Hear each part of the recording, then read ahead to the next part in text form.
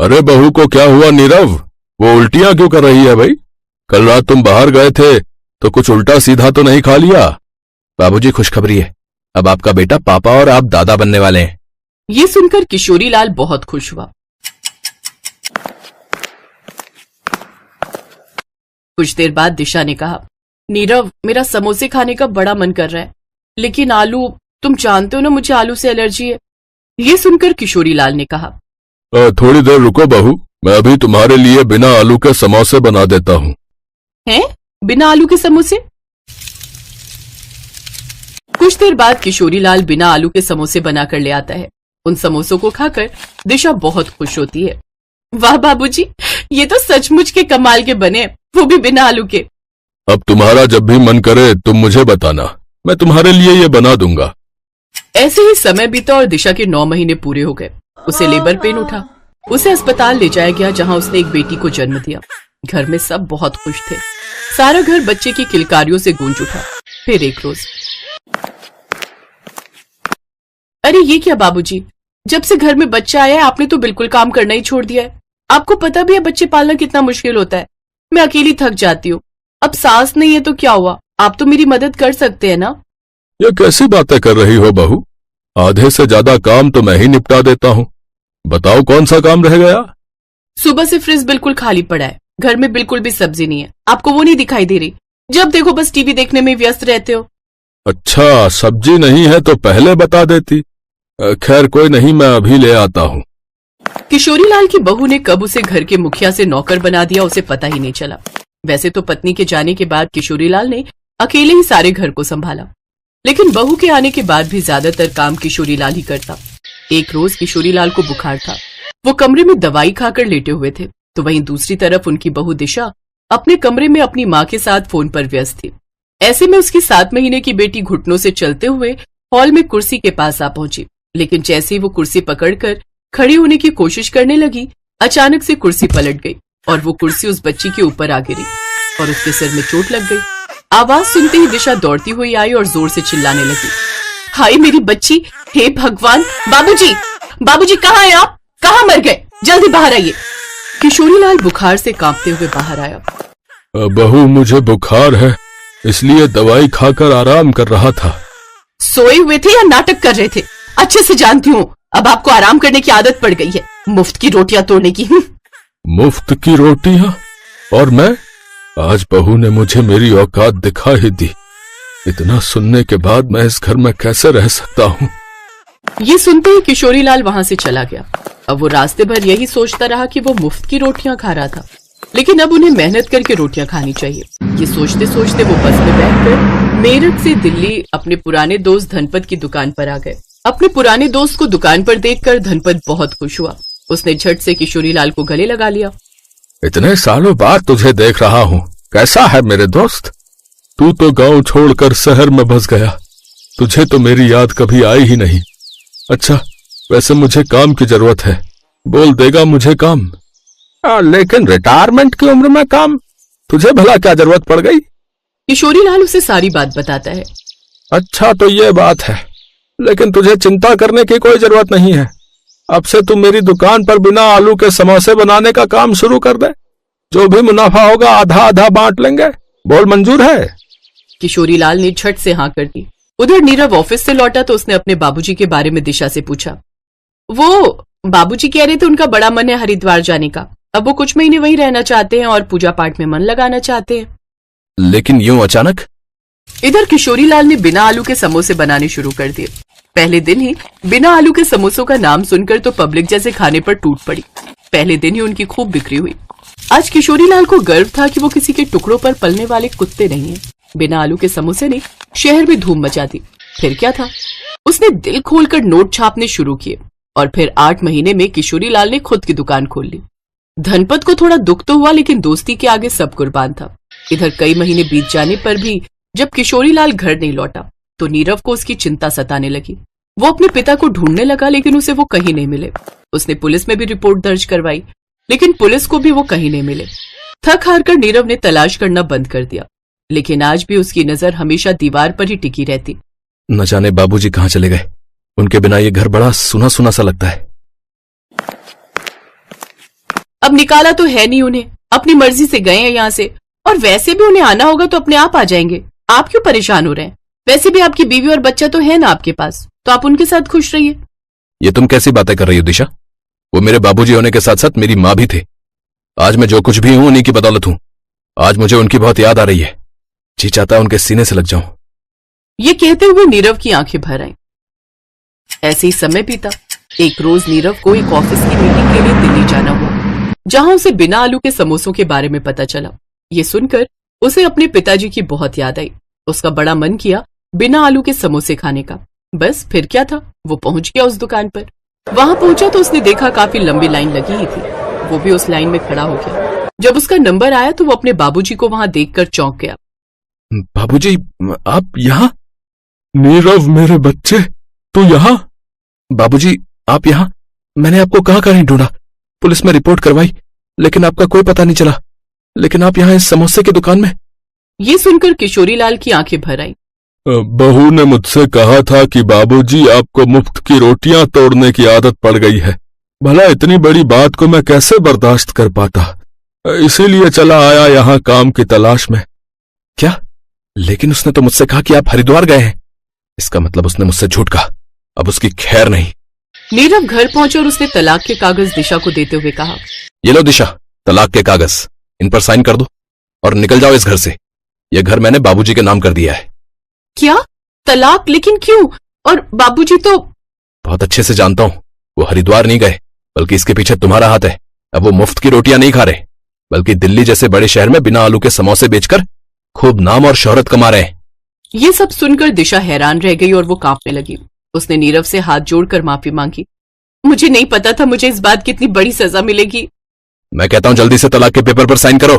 मुझे बाबूजी के पास ले चलो, मैं उनसे हाथ जोड़कर माफी मांग लूंगी। नीरव ने उसे मारने के लिए हाथ उठाया था कि किशोरीलाल ने उसका हाथ पकड़ लिया। बेटा, हमारे घर में औरतों पर हाथ नहीं उठाते, बल्कि उनकी इज्जत करते हैं। मुझे माफ कर दो बाबूजी, मुझसे गलती हो गई। आपके जाने के बाद मैंने आपकी अहमियत को समझा। अब से मैं आपको कभी कुछ काम नहीं करने दूंगी, अब आपको कहीं नहीं जाने दूंगी। किशोरीलाल ने उसे माफ कर दिया। उसने नीरव को भी दिशा को माफ करने के लिए कहा और ये कहकर किशोरीलाल वहां से जाने लगा। बाबूजी, आप कहाँ जा रहे हैं? बेटा, ग्राहकों को मेरे बने हुए बिना आलू के समोसों का इंतजार होगा। मुझे जाना होगा।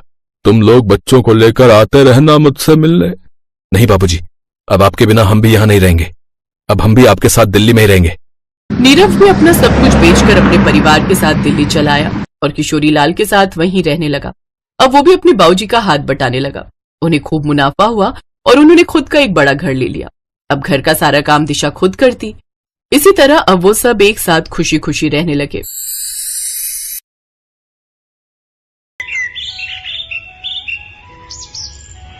हरिहर गांव में रहने वाला गोपाल जयपुर शहर के बड़े होटल में कुक का काम करता था, लेकिन रिसेशन के चलते उसकी नौकरी चली गई और वो शहर से वापस अपने गांव आ गया।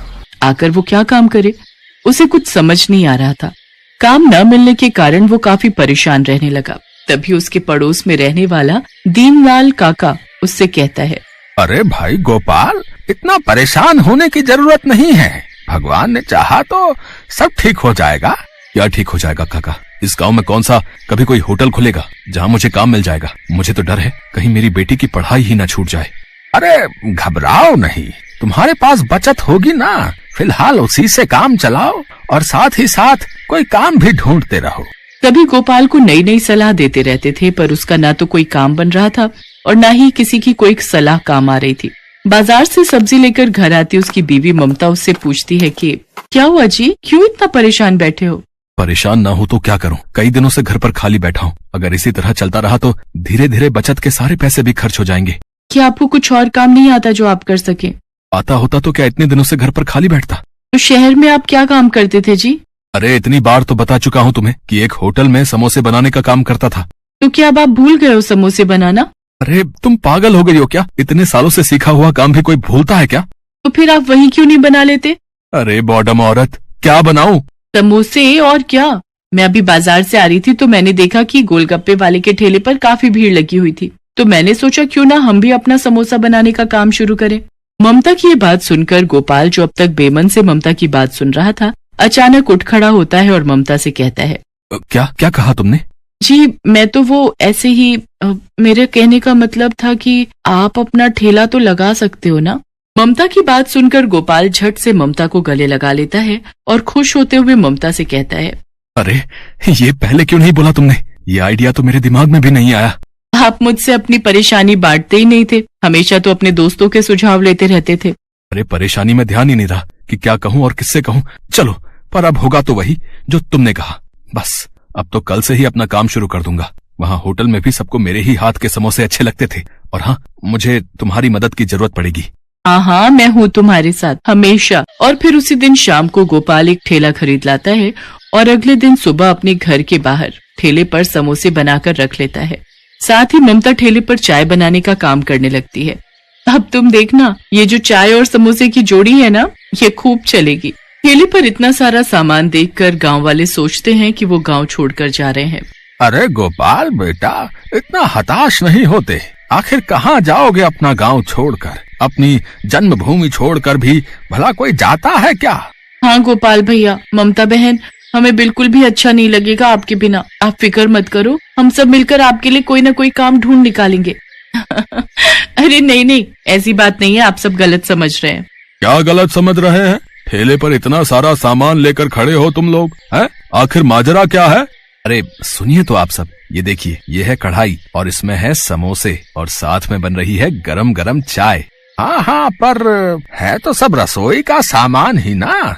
आप सबको तो पता ही है ना, ये कब से घर पर खाली बैठे हैं। तो अब ये लगाएंगे समोसे का ठेला और मैं बनाऊंगी गर्मा गर्म चाय। है ना कमाल का आइडिया? ये सुनते ही सब लोग खुश हो जाते हैं। अरे वाह, अब तो मतलब हमें मजेदार समोसे खाने को मिलेंगे। जी हाँ, और वो भी शहर के कुक के हाथ के। हाँ, मैं बिल्कुल वैसे ही समोसे बनाऊंगा जैसे मैं वहाँ होटल में बनाया करता था। सब लोग उंगलियां चाटते रह जाया करते थे। चलो भाई गोपाल, हैं? अब क्या बातों से ही पेट भरोगे या अपने समोसे भी चखाओगे, हैं? हाँ हाँ, अभी लो, समोसे तो कब से तैयार हैं, पर तुम ही लोगों की बातें खत्म नहीं हो रही। और फिर सभी जोर जोर से हंसने लगते हैं। गोपाल और ममता फटाफट चाय और समोसा गर्म करके सबको देते हैं। समोसे का स्वाद सबको इतना भाता है कि सब लोग उंगलियां ही चाटते रह जाते हैं। अरे वाह गोपाल भैया, बहुत ही स्वादिष्ट समोसे हैं। ऐसे समोसे तो मैंने आज तक नहीं खाए। हाँ भाई गोपाल, बात तो है तेरे समोसे में। चल अब जल्दी से बता कि कितने पैसे हुए हम सबके। अरे नहीं काका, आज मेरे ठेले का पहला दिन है, तो पहली बार की चाय और समोसे आप सबको मेरी तरफ से फ्री। पैसे आप अगली बार से दे देना। दोनों अगले दिन फिर सुबह सुबह अपना ठेला लगाने चल पड़ते हैं।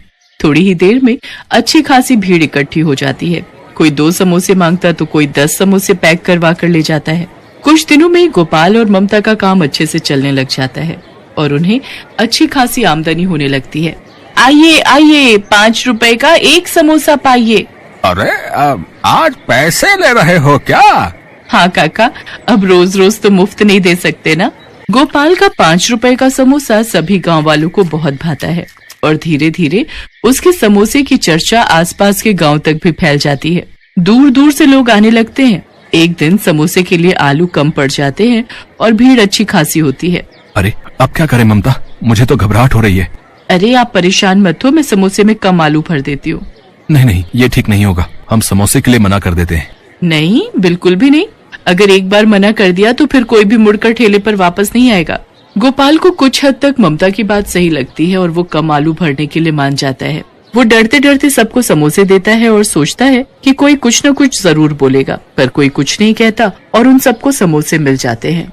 अरे ममता, ये कैसे हुआ? किसी ने भी समोसे में कम आलू की शिकायत नहीं की? ये तो मेरे हाथों का कमाल और दिमाग की चतुराई है। मतलब मैं कुछ समझा नहीं। मतलब ये देखो, मैंने समोसे का आकार छोटा कर दिया था और किसी को पता भी नहीं चला। ये देखकर गोपाल को भी लालच आ जाता है और वो कहता है, वाह, ये आइडिया तो कमाल का है। अब कल से हम ऐसे ही समोसे बनाएंगे। समोसे का आकार छोटा और दाम 7 रुपए। क्यों, क्या कहती हो? बिल्कुल सही जी। सब खाने में इतने मगन रहते हैं कि किसी को कुछ पता भी नहीं चलेगा और हमारा मुनाफा ही मुनाफा होगा। अब दोनों के मन में लालच आ जाता है और धीरे धीरे समोसे में से आलू कम होने लगते हैं। अरे भाई गोपाल, आज समोसे में आलू कम नहीं लग रहे हैं क्या? है? कम लग रहे हैं ना? बंसी भाई, आज थोड़ा कम आ गया होगा। अब कम ज्यादा तो होता ही रहता है, बनाते बनाते पता ही नहीं चलता। हाँ हाँ, बात तो तुम्हारी सही है। और इसी तरह उनका व्यापार बढ़ने लगता है। और अगर किसी दिन कोई छोटे और कम आलू वाले समोसे की शिकायत करता भी, तो अगले दिन उसे बड़ा और ज्यादा आलू वाला समोसा दिया जाता, जिससे कोई कुछ न बोले। ऐसे कई दिन तक चलता रहा। दोनों सबको बेवकूफ बनाने में लगे हुए थे। अजी सुनो, मैं क्या सोच रही थी कि जो भी हमारी बचत हो रही है उसको हम एक अलग गुल्लक में डाल देते हैं और फिर उस पर लिख देते हैं बचत। आगे जाकर हमारे घूमने फिरने के काम आएगी। बड़ा गजब का सुझाव है। मुनाफा का मुनाफा और बचत की बचत। और तो और किसी को कुछ पता भी नहीं चल रहा है। अब आप देखते जाइए, कल से हमारा और सामान बचेगा। पर वो कैसे? अब क्या चल रहा है तुम्हारे दिमाग में? कल से समोसे के लिए आटा सिर्फ मैदे का ही नहीं होगा, बल्कि उसमें हल्के किस्म का आटा और थोड़ी सूजी भी मिला देंगे। साथ ही उसमें भरने के लिए आलू कम और दूसरी चीजें ज्यादा होंगी। अरे नहीं नहीं, ये ठीक नहीं होगा। अगर किसी को पता चल गया तो? क्या आज तक तुम्हें कुछ पता चला कि मैं आटे में बहुत कुछ मिला रही हूँ? अरे मोरी मैया, क्या सच में तुम ऐसा कर रही थी? हाँ बिल्कुल, और वो भी आज से नहीं बल्कि कई दिनों से। अब दोनों के मन में सोचकर ही लड्डू फूट रहे थे कि मुनाफा उनका दुगना होने जा रहा था। कई महीनों तक यही सब चलता रहा। एक दिन की बात है, उनकी बेटी खुशी स्कूल से आते ही बेहोश हो गई। गोपाल ने देखा तो उसका शरीर बहुत गर्म था, उसे काफी तेज बुखार था। ममता और गोपाल भागकर उसे डॉक्टर के पास ले गए, पर उनकी बेटी को कोई आराम नहीं मिला। वो एक डॉक्टर से दूसरे डॉक्टर के पास भागते रहे। इसी कारण उनका ठेला भी काफी दिन तक बंद रहा और नौबत यहाँ तक आ गई कि उन्हें अपनी बचत वाली गुल्लक भी फोड़नी पड़ी। उसका भी सारा पैसा खर्च हो गया। फिर धीरे धीरे खुशी ठीक होने लगी। खुशी के घर आने के बाद उन्होंने अपने पैसे जोड़े तो उनके पास बस इतना ही बचा था कि उनका एक हफ्ते का राशन पानी चल सके। इसके बाद गोपाल को अपनी गलती का एहसास होता है और वो ममता से कहता है, देखा ममता, हमारी गलती की सजा हमारी बेटी को भुगतनी पड़ी। बेईमानी से कमाया हुआ पैसा जिस पर हमने बचत लिखा हुआ था वो तो खर्च हुआ ही हुआ, साथ ही इतने दिनों तक जो हमारा ठेला बंद रहा उसका नुकसान अलग। जी आप बिल्कुल सही कह रहे हो, ये हमारी गलती का ही नतीजा है। अब उन दोनों को अपने द्वारा की गई बेईमानी का सबक मिल चुका था और अगले ही दिन से वो वापस पहले की ही तरह ईमानदारी से समोसे बनाने लगे।